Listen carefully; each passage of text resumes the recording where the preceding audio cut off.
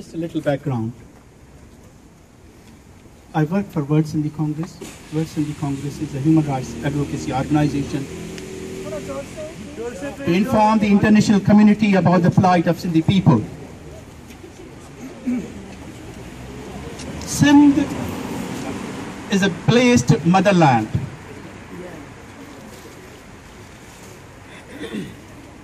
Because in Vedas, there is one country mentioned, and that still has got the same name, and that is Sindh. The Vedas were written on the banks of river Indus, river Sindhu.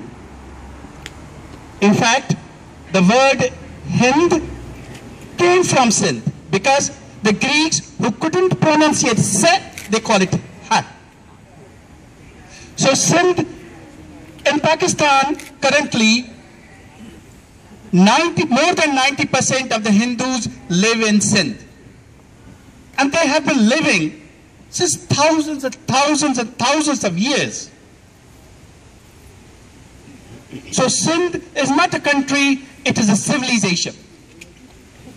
At the time of partition, Hindus made about 27% of the population of Sindh. Now they are about 6% of the population of Sindh. What happened to 21%?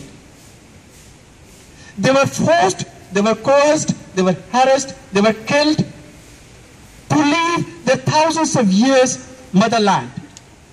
That process never stopped. And in recent years, this process supported, sponsored by the establishment of Pakistan has gained peace. So this blessed motherland is now have become one of the most unfortunate lands in the world. Think of the pain and suffering and trauma of those mothers and brothers and sisters and fathers and friends. Rinkil Kumari is just one example. She has become icon of the suffering that has been perpetrated on the indigenous Sindhi Hindus. She goes to the ultimate court of justice, which is called Supreme Court. She cries, I want to go with my mother. And what the Chief Justice, so-called Chaudhry Iftikhar, he do? He says, go to registrar and record your statement. And while crying and leaving the court, she says, hopefully this happens to your daughter, and then you will understand what it means. On average, 10-12 girls are abducted and forcibly converted. A girl of 11 who has got the days to play with the dolls. How she could convert, convinced, and then become married? What justice is this? I mean, if I tell all the stories, you will cry and I will cry. I don't want you to cry and I to cry in this moment of soberness and moment of resolve. A mother has lost his eyesight because she has been crying since her daughter was abducted.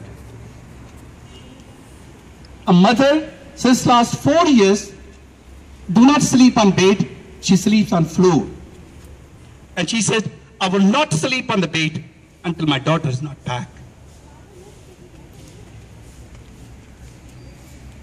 On the day when Rinkil's brother was being married, she somehow managed to smuggle a text. And she said, I'm the most unfortunate sister of the world. Not the duty of only Hindus, it is the duty of the entire humankind, of entire humanity, to alleviate that pain and that suffering. And why they are doing it? The reason is they want to convert Sindhis into minority in their own motherland. And the most vulnerable part of the Sindhis are Sindhi Hindus. In last 6 months, 10 temples have been burned. 10 temples. Every day, a girl is abducted. People are killed for one reason or another reason. They're creating an atmosphere of terror and horror in which people should leave their motherland. They want to convert Sindh, which is historically, Gandhiji said that I have seen the whole subcontinent on my foot.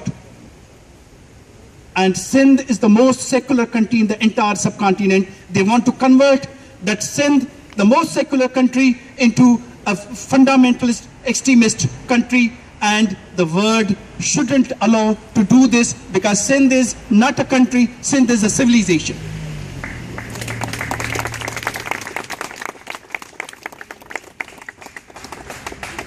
Let me decide.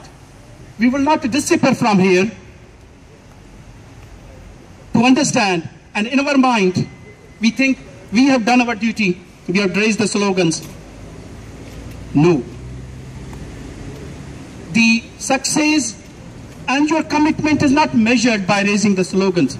The success and measurement, the commitment is measured, can we get these people relieved from this pain?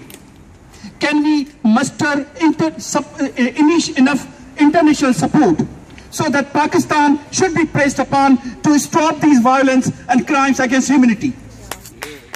Do we decide we all should combine with the entire international community to ask them, to request them, to convince them, to argue with them? Yes, our sisters and our daughters, and they are suffering perpetual sexual slavery, and they need to be out. This is 21st century. We will. May I request you for 1 minute to keep your eyes closed with tears in your eyes and commitment in your heart that you will work and you will not sit until these daughters and sisters are freed from this sexual slavery and these practices against humankind are stopped. I request you. 1 minute.